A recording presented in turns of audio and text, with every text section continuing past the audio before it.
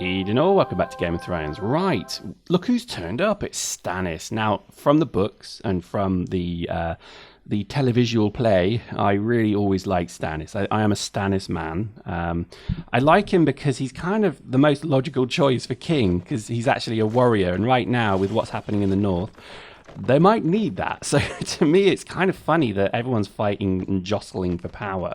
Yet the people who kind of have it are not the right ones, and the ones that don't are the ones that are kind of actually doing the best for the realm. Plus, I know what's about to happen this season, but I'm not going to say, don't worry.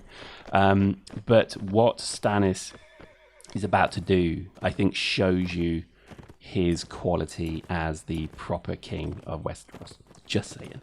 To be honest, I think it's going to be an interesting one because Daenerys is also, I think, quite a suitable queen. I think she actually is also a warmonger. And I think, weirdly enough, if she ever actually did take over Westeros, that would be also of benefit to Westeros in general because, you know, again, too often I think the wrong people, like Renly Baratheon, remember him? He obviously fought for the kingship, and he wanted it because he wanted to, quote, be king. It's like people who want to be leaders. Just that's really the subtext of it. And usually the ones that want to be leaders are usually the ones that probably shouldn't be. And the ones that kind of see, they want to be leaders only because they realise that if they don't, then everything's going to go to shit. They're also the best kind of leaders. Look at the kill feed. We have just stomped Baratheon.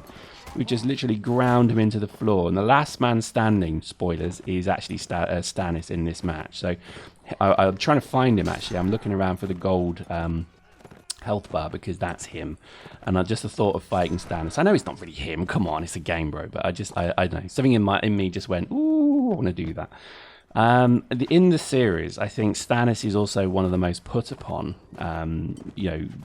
members, if you like, of authority and power. Because even when Robert Baratheon from the before times, when he obviously ran the kingdom, he won the kingdom and ran it. Stannis was the master of the fleet. He was always a good, he was an autocrat and he was a good bureaucrat. He just got stuff done. And I think even in the wiki, the Game of Thrones wiki, they do say that the hint that actually Stannis was kind of running the kingdom because he was keeping it safe. He was keeping everything kind of going. Jon Arryn was the hand of the king, who politically and diplomatically kept it going while Robert went and drank and whored. But Stannis kept the military might strong. He kept the knights, grouped. And he kept the fleet strong. They went and dealt with the Greyjoys, who obviously did rebel after Robert took the throne, and they obviously then stomped the Greyjoys back into the sea. And it's things like this. I think this is, that shows you kind of his qualities. And that's why I'm a Stannis man, I think. I would like to have seen Robb Stark take the throne, because that would have been quite funny. I really do think it would have been funny. But again, we don't know what's brewing in the north beyond the wall. We know that something's happening because the very first scene in the show was White Walkers. So they're back. But we don't know to what extent. Now, again, I'm not going to spoil it anymore. If you haven't seen any of it, go watch it now. It's just so worth it.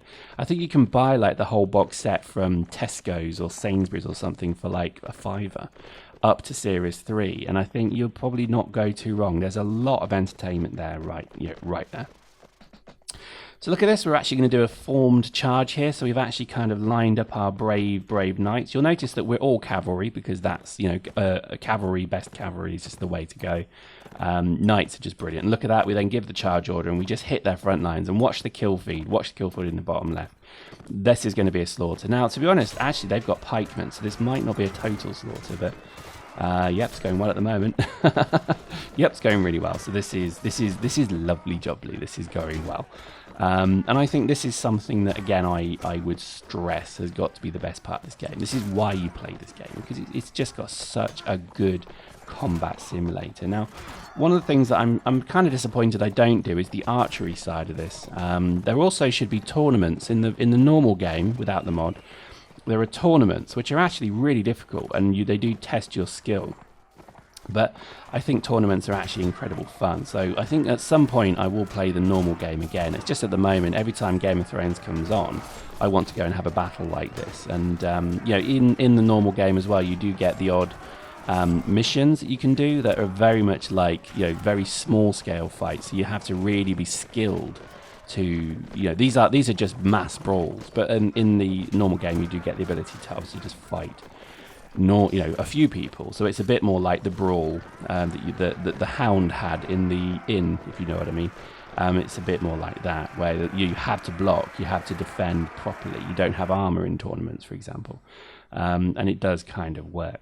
So there we go. We always let all of our dudes go because that then builds renown with them, which is important. And I thought what I'd do here is just show you some of the more kind of wider bits of the game. So here we're actually doing a keep. We took the keep, we got given the keep. I didn't show that, but what we're doing here is I went and picked up like 150 soldiers from my other base. These are not mounted dudes. These are just crossbowmen and infantrymen that will sit as the garrison, because you don't want knights defending a castle, because that's a waste of their time.